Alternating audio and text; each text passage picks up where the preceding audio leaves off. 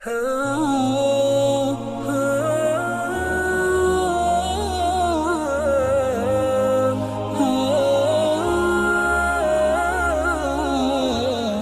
نے کیا کیا کہ قریش کو لا کے ڈال تو دیا، لیکن اب شیطان کیا دیکھ رہا تھا؟ شیطان دیکھ رہا تھا فرشتوں کو، کہ اللہ تعالیٰ نے مدد کے لیے فرشتے جب بھیج دیے تو وہ بڑی اچھی طرح جانتا تھا، وہ بہت دیر ان کا نیبر رہا تھا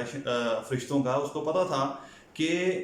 یہ اس قابل نہیں ہیں، ان کے اندر اتنی پاور نہیں ہے کہ یہ فرشتوں کا مقابلہ کر سکیں. تو now there is no hope, ان کو پتا تھا اب یہ لڑیں گے تو صحیح لیکن ان کا معاملہ جو ہے وہ تمام ہو چکا ہے. تو شیطان اینڈ ٹائم پہ وہاں پہ چھوڑ کے نکل جاتا ہے وہاں سے. اور اس ڈوئلائزیشن کے جو بات جو ہے، جب ابو جہل جو ہے وہ چارج کرنے کے لیے بولتا ہے، اٹیک کرنے کے لیے بولتا ہے، تو جیسے میں نے آپ کو بتایا کہ ان کا پیٹرن ہوتا تھا کہ سارے کے سارے لوگ بھاگتے ہیں، آگے جو ہیں ان کے ہارس مین ہوتے ہیں اور اٹیک کرنے کے لیے پہنچتے ہیں. اب ٹو دیئر سرپرائز کہ مسلمان جو ہیں وہ جم کے کھڑے ہیں اپنی اپنی جگہوں پہ، نو موومنٹ ایٹ آل. عام طور پہ ہوتا کیا ہے کہ دونوں طرف سے بھاگتے ہیں، چارج ہوتے ہیں اور ایک دوسرے کے آگے اندر ایسے جڑ کے جو ہیں وہ پھر دو بدو جو لڑائی ہے فیس ٹو فیس وہ شروع ہو جاتی ہے. لیکن یہ پہلی دفعہ ان کے لیے تھی کہ مسلمان جو ہے وہ اپنی جگہ پہ کھڑے ہیں. جیسے ہی وہ دیکھتے ہیں کہ ان کے ایروز کی رینج کے اندر آ جاتی ہے آگے والی لیئر، وہ پھر ایروز چلانا شروع کرتے ہیں اور پورے کے پورے سامنے جو فرنٹ ان کا ہوتا ہے وہ وہیں کا وہیں گر جاتا ہے. اور آپ کو پتہ ہے فرنٹ پہ جب آپ کو لیڈ جو ہیں وہ ہارس مین کر رہے ہوتے ہیں، تو جب ہارس گرتا ہے تو وہ پھر کھلبلی ایک ایسی مچتی ہے کہ اور باقی جو ہارسز ہیں جن کو ڈیمیج نہیں بھی ہوا ہوتا یا جو ابھی زخمی نہیں ہوتے،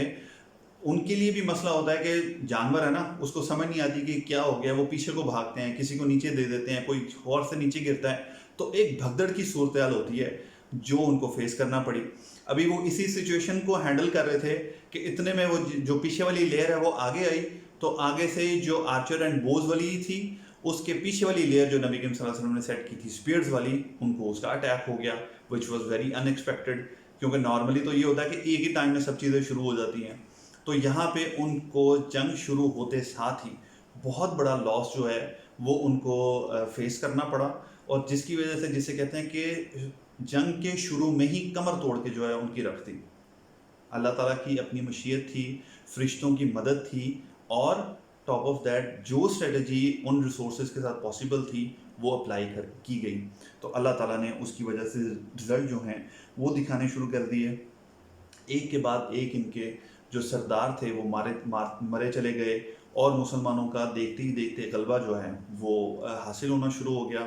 اب اس کے اندر ایک دو واقعات جو ہیں وہ بڑے انٹرسٹنگ آتے ہیں کہ حضرت عبد الرحمن بن عوف رضی اللہ تعالیٰ عنہ جو ہیں وہ بیان کرتے ہیں کہ ابھی بہت گرم جو ہے نا وہ پورا کا پورا مارکا ہوا تھا جنگ کا، اور ابو جہل جو ہے وہ بیسیکلی بینگ اے لیڈر بالکل اینڈ پہ تھا، اور بہت سارے لوگوں نے اس کو گھیرا ہوا تھا اینڈ پروٹیکٹنگ ہم، کہ کوئی بھی اس کی طرف جاتا تو وہ اس کی پروٹیکشن کرتے. کہ اتنے میں دو لڑکے آئے، اور یہ وہ دو لڑکے ہیں کہ جن کے بارے میں ہم لوگوں نے کل مینشن کیا تھا کہ جن لوگوں نے باقاعدہ ڈیبیٹ کرنے کے بعد اپنی جگہ بنوائی تھی آرمی کے اندر. میں نے آپ کو بتایا تھا ایک کا نام ماؤز اور ایک کا نام معاذ، اور کچھ نریشنز میں دونوں کا نام معاذ ہی آیا. تو انہوں نے آ کے پوچھا، دا سیم ایگزیکٹ ورڈنگ از کہ انکل ویئر از ابو جہل، ابو جہل کدھر ہے؟ تو انہوں نے حیرت سے دیکھ کے بچوں کو کہا کہ تمہارا کیا لینا دینا ابو جہل کے ساتھ؟ تو انہوں نے کہا نہیں، ہم نے سنا ہے کہ اس ابو جہل نے نبی کریم صلی اللہ علیہ وسلم کو بہت تکلیفیں دی ہیں، تو آج دن ہے کہ ہم چاہتے ہیں کہ اس کو اس کا مزہ چکھائیں. تو حضرت عبد الرحمن بن عوف کہتے ہیں کہ تھوڑا ٹائم گزرا تو مجھے ابو جہل جب نظر آیا تو میں نے ان کو اشارے سے بتایا کہ وہ کھڑا ہے ابو جہل، اور وہ کہتے ہیں کہ ود ان نو ٹائم میں نے اپنی بات ختم کی اور وہ جیسے اڑتے ہوئے جو ہے وہ پہنچ گئے. اب چونکہ وہ بچے تھے، بہت بڑے جنگجو یا اس طرح کا آرمی کے وہ سپاہی نہیں لگتے تھے، اور اگر ہوتا ہے ایسا کہ کوئی بہت بڑا بہادر یا جنگجو جو ہے وہ وہاں پہ جاتا تو شاید اس سرکل کو وہ توڑ کے اندر نہ انٹر ہو سکتا. لیکن یہ بینگ اے بچے، کسی نے اس طرح سے ان کو مطلب پرسیو ہی نہیں کیا کہ وہ دیکھتے دیکھتے ابو جہل کے سر پہ پہنچے، اور جاتے ہی انہوں نے اس کے اوپر وار کر دیے which was very in expected. اور ابو جہل جو ہے وہ ان وار کے لیے ایکسپیکٹ ہی نہیں کر رہا تھا، ریڈی نہیں تھا، ساتھ ہی وہ زمین پہ گرا گہرے زخموں کی وجہ سے. اور کسی نے اس کو ابھی نوٹس بھی نہیں کیا تھا کہ اکرمہ بن ابو جہل جو ہیں اس نے نوٹس کیا کہ اب میرے باپ کے اوپر جو ہے وہ اٹیک ہو گیا.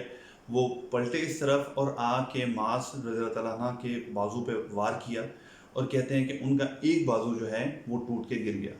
پھر بھی وہ ایک بازو سے جو ہے وہ کوشش کرتے رہے لڑائی کرنے کی، لیکن لڑتے لڑتے کیا ہو رہا تھا کہ کوئی نہ کوئی اسکن کا کوئی پارٹ جو ہے وہ اٹیچ تھا بھی، جس کی وجہ سے وہ بار بار بازو ایک ہرڈل بن رہا تھا اور سکل تھا لڑنے میں۔ تو اللہ تعالیٰ نے ایسی بہادری ایسے چھوٹے بچوں میں بھی ڈالی اس وقت کہ نریشنز بتاتی ہیں کہ انہوں نے اپنا ہاتھ زمین پہ رکھا، اس کے اوپر اپنا پیر رکھا اور زور سے اپنے کندھے کو کھینچا اور ہاتھ کو الگ کر دیا اپنے بازو کو، اور پھر لڑنا شروع ہو گئے۔ اور ان میں سے ایک جو ہیں معاذ وہ وہیں پہ شہید ہو گئے، اور ایک جو ہیں وہ نبی کریم صلی اللہ علیہ وسلم کے بعد تک جو ہیں وہ زندہ رہے۔ اس کے بعد یہ جب ساری لڑائی ختم ہو جاتی ہے تو پہلے میں آپ کو ایک اور واقعہ بتا دیتا ہوں امیہ بن خلف کا۔ اب امیہ بن خلف جو ہے وہ کون تھا؟ دا فیمس بلال بن رباحہ رضی اللہ تعالیٰ عنہ۔ اور بلال بن رباحہ سے مجھے یاد آ گیا کہ بلال بن رباحہ کے اوپر جب بلیک سلیو جو تھے ان کے اوپر جب ظلم کیا جاتا اور ان کو ڈیزرٹ کے اندر سخت گرمی کے اندر راکس کے اوپر جو ہے وہ ڈرائیو کیا جاتا، ان کے اوپر راک رکھ کے گرمی کے اندر ان کو چھوڑ دیا جاتا اور صرف کہا جاتا کہ تم پلٹ آؤ ہمارے دین کے اوپر۔ اور میں نے آپ کو بتایا کہ وہ کچھ نہیں بول پاتے تھے، تو صرف بولتے تھے احد احد احد احد۔ اور یہ بات جو ہے احد اکیلا ایک، یعنی اللہ ایک ہی ہے بس، اس کے علاوہ وہ کچھ نہیں بولتے تھے۔ اور یہ بات کفار کو اتنی چبھتی تھی کہ ان کو اس سے زیادہ تکلیف دہ ورڈ کوئی نہیں لگتا تھا۔ اور جو اس دن کا بدر والوں کے لیے جسے وار کرائے کہتے ہیں، آئی ہوپ کہ آپ کو وار کرائے کا پتہ ہو کہ ایک ان کا چینٹ ہوتا ہے، ایک جو بات کو بار بار بولتے ہیں، ان کا نعرہ ہوتا ہے، وہ بدر والے دن مسلمانوں کا نعرہ جو ہے وہ احد احد تھا۔ تو سارے کے سارے مل کے احد احد بلال رضی اللہ تعالیٰ عنہ کا وہ چینٹ جو ہے وہ بار بار ریپیٹ کر رہے تھے۔ یہی جو بلال ہیں رضی اللہ تعالیٰ عنہ، ان کا مالک جو کہ ان پہ ظلم کرتا تھا یہ امیہ بن خلف تھا۔ یہ وہاں پہ میدان جنگ کے اندر بزدل آدمی تھا، بھاگ رہا ادھر ادھر اور کوشش کر رہا کہ مجھے جو ہے وہ قیدی بنا لو، مجھے وہ قیدی بنا لو۔ اور اتنے میں ان کی نظر پڑ گئی حضرت بلال رضی اللہ تعالیٰ عنہ کی اس کے اوپر، اور بلال رضی اللہ تعالیٰ عنہ نے کہا کہ اللہ کی قسم اگر یہ آدمی بچ گیا تو میں محفوظ نہیں ہوں، یعنی یہ آدمی جو ہے یہ آج قتل ہونا چاہیے۔ اور ان کے ساتھ اور بھی انصاری صحابہ تھے۔ تو حضرت عبد الرحمن بن عوف جو ہیں وہی یہ نریٹ کرتے ہوئے بتاتے ہیں کہ جاہلیت میں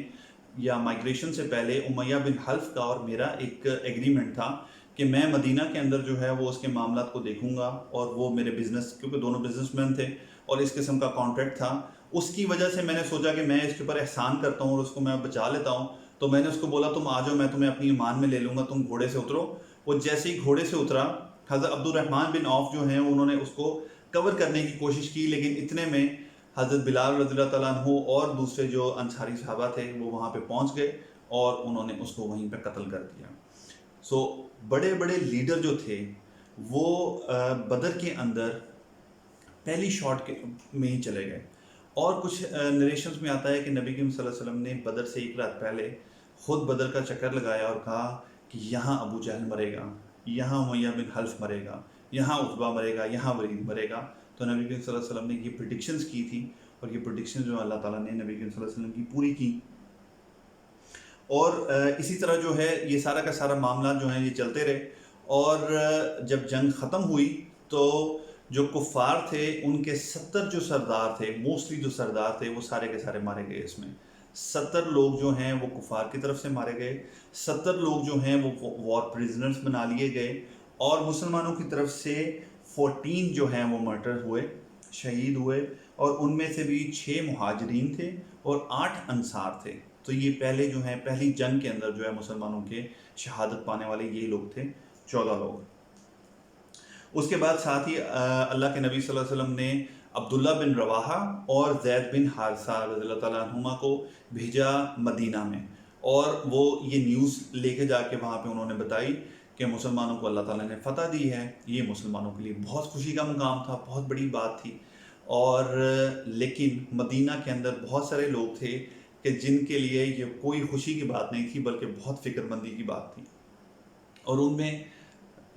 جوز ایسے لوگ تھے کہ جن کا خیال تھا کہ اب مسلم گئے ہیں تو یہ واپس نہیں آتے، یہ تو اب ختم ہو گیا معاملہ۔ اور دوسرا عبداللہ بن ابی، جو کہ اس وقت تک مشرک تھا، لیکن اس کے دل میں جو مخالفت تھی، جو نفرت تھی، وہ سب کے سامنے تھی۔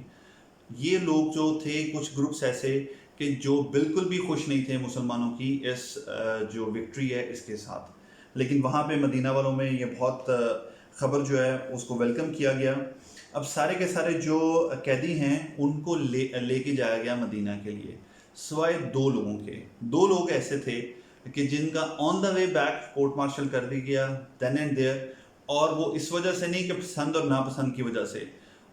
both of them worth it، کہ ان کو وہیں پہ قتل کر دیا جاتا۔ اور انہوں نے مسلمانوں کو، یہ وہ لوگ تھے جنہوں نے مسلمانوں کو وہاں پہ قتل کیا، پرسیکیوٹ کیا، اور اس کے ساتھ ساتھ نبی کریم صلی اللہ علیہ وسلم کو بے انتہا تکلیفیں پہنچائی، نبی کریم صلی اللہ علیہ وسلم کے بارے میں باتیں کی، پوئٹری کی، اور جس حد تک وہ جا سکتے تھے انہوں نے جا کے مسلمانوں کو تکلیف پہنچائی۔ اس کی وجہ سے جب وہ ان کو کیپچر کر لیا گیا تو ان کو وہیں پہ ایگزیکیوٹ کر دیا گیا۔ یہ دو لوگ تھے، عتبہ بن ابی معیط اور نضر بن حارث۔ عتبہ بن ابی معیط جو ہے وہ ان میں سے ایک آدمی ہے، آپ کو یاد ہوئے گا کہ جس نے نبی کریم صلی اللہ علیہ وسلم کے اوپر اونٹ کی جو ویسٹیج ہے وہ ڈال دی اور نبی کریم صلی اللہ علیہ وسلم اپنا سر نہیں اٹھا سکے۔ ایک انٹرسٹنگ نریشن اسی واقعہ کے اندر آپ کو یاد ہے کہ حضرت فاطمہ رضی اللہ تعالیٰ عنہ آتی ہیں، بہت چھوٹی ہوتی ہیں اور بڑی مشکل سے جو ہیں وہ ہیلپ کرتی ہیں نبی کریم صلی اللہ علیہ وسلم کو سر اٹھانے میں اور اس کو ساری ویسٹیج کو ہٹانے پہ۔ تو نبی کریم صلی اللہ علیہ وسلم میں نے مینشن کیا تھا کہ اٹھے اور انہوں نے ایک ایک آدمی کا، حدیث میں آتا ہے کہ 7 لوگ بیٹھے ہوئے تھے وہاں پہ، ایک ایک آدمی کا نام لے کے اللہ تعالیٰ سے کہا کہ یا اللہ تو ان سے نمٹ۔ اور جو راوی ہیں اس حدیث کے وہ کہتے ہیں کہ بدر کے اندر ان سب کو میں نے قتل ہوتے دیکھا ہے، 7 کے 7 لوگ وہاں بدر کے اندر قتل ہوئے، اور اللہ تعالیٰ نے نبی کریم صلی اللہ علیہ وسلم کی دعا اس طرح سے پوری کی۔ تو یہ 7 لوگ جن کو آلریڈی مینشن کیا گیا تھا، یہ سب کے سب وہاں پہ گئے۔ جنگ ہونے کے بعد ختم، حضرت عبداللہ بن مسعود رضی اللہ تعالیٰ عنہ کہتے ہیں کہ مجھے نبی کریم صلی اللہ علیہ وسلم نے کہا کہ جاؤ اور دیکھو کہ ابو جہل کا کیا بنا، کہ وہ کدھر ہے، اس کے بارے میں کوئی خبر لے کے آؤ۔ تو حضرت عبداللہ بن مسعود جو ہیں وہ آپ کو پتہ ہے کہ ون آف دا پورسٹ جو صحابی ہیں مکہ کے اندر ان میں سے ایک ہیں۔ وہ جاتے ہیں پورا دیکھتے بدر کا میدان، تو دیکھتے ہیں کہ جو ابو جہل ہے وہ پڑا ہوتا ہے وہاں پہ، لیکن ابھی بھی اس کی سانسیں چل رہی ہوتی ہیں۔ تو حضرت عبداللہ بن مسعود جو ہیں وہ وہاں پہ پہنچتے ہیں اور اس کی گردن کے اوپر پیر رکھتے ہیں۔ تو آپ اس آدمی کی ایروگنس دیکھیں کہ اس حالت میں بھی وہ کہتا ہے کہ اے غلام، تیری یہ جرت کہ تو میری گردن پہ، سردار کی گردن کے اوپر پیر رکھے، اس دن سے بہتر تھا کہ میں ویسے ہی مر جاتا۔ تو حضرت عبداللہ بن مسعود کہتے ہیں کہ تو نے پھر پا لیا جو اللہ کا وعدہ تھا، وہ حق پا لیا تو نے، اور تو ہار گیا۔ تو اس نے کہا میں کیسے ہار گیا، میں تو بلکہ یہاں پہ وکٹری حاصل کر لی کہ میں لڑا، مجھے کون سا میرے اپنے لوگوں نے مارا ہے۔ تو سبحان اللہ، اللہ کے نبی صلی اللہ علیہ وسلم فرماتے ہیں کہ یہ ابو جہل جو ہے یہ میری امت کا فرعون ہے۔ اور آپ کو پتہ ہے کہ فرعون بھی جب اپنے آخری وقت میں آیا اور جب وہ مرنے لگا اور ڈوبنے لگا تو اس نے کہا کہ میں ایمان لے کے آتا ہوں موسیٰ اور ہارون کے خدا پر، لیکن اللہ تعالیٰ نے اس وقت کہا کہ اس وقت نہیں، الان، اب نہیں، بس پینس ڈاؤن، ٹائم فنش، اب تمہارا ایمان جو ہے قبول نہیں ہوگا۔ لیکن وہ پھر بھی اس وقت ایمان لے آیا۔ اور یہ ابو جہل ایسا بدبخت تھا کہ اس وقت بھی کہہ رہا ہے کہ میں جو ہے ناکام نہیں ہوا، اور عبداللہ بن مسعود کو اس کی ایروگنس چیک کریں کہ کہہ رہا تھا کہ جب میرا سر کاٹو گے تو میری پوری گردن سے سر کاٹنا، تاکہ جب تم لوگ رکھو گے سروں کو تو میرا سر تھوڑا اونچا ہو تاکہ پتہ لگے کہ یہ ایک سردار کا سر تھا۔ تو اعوذ باللہ، اس قسم کے دشمنوں سے پالا پڑا نبی کریم صلی اللہ علیہ وسلم کا۔ اور جو وہ لاشیں تھیں وہ وہیں پہ ایک جو خشک کنواں تھا اس کے اندر ساری کی ساری لاشیں پھینک دی نبی کریم صلی اللہ علیہ وسلم کے حکم پہ۔ اور اس کے بعد نبی کریم صلی اللہ علیہ وسلم اس کنویں پہ اوپر جاتے ہیں اور کہتے ہیں کہ اے مکے والو، کیا تم لوگوں نے اللہ کا وعدہ سچ پا لیا؟ تو حضرت عمر فاروق رضی اللہ عنہ یا کوئی اور جو صحابی پاس سے بولتے ہیں کہ اللہ کے رسول کیا وہ سنتے ہیں؟ تو اللہ کے نبی صلی اللہ علیہ وسلم نے کہا کہ تم ان سے زیادہ بہتر نہیں سن سکتے اس وقت، یعنی کہ جتنا وہ سن رہے ہیں تم اس سے زیادہ بہتر نہیں سن سکتے، لیکن وہ جواب نہیں دے سکتے۔ تو اللہ تعالیٰ نے ان کو اس دنیا کے اندر جو ہے دکھا دیا، کیونکہ یہ کہہ کے نکلتے تھے نا کہ جو حق پہ ہوئے گا، وہ خانہ کعبہ کی غلاف کے ساتھ لپٹ کے ابو جہل کہتا تھا کہ جو حق پہ ہے نا آج اس کو جو ہے وہ فتح مل جائے۔ تو اللہ تعالیٰ نے پھر اپنا حق دکھا دیا اور مسلمانوں کو فتح دی۔ لیکن سبحان اللہ، یہ وہ لوگ تھے کہ جن کو موت نظر آتے تک بھی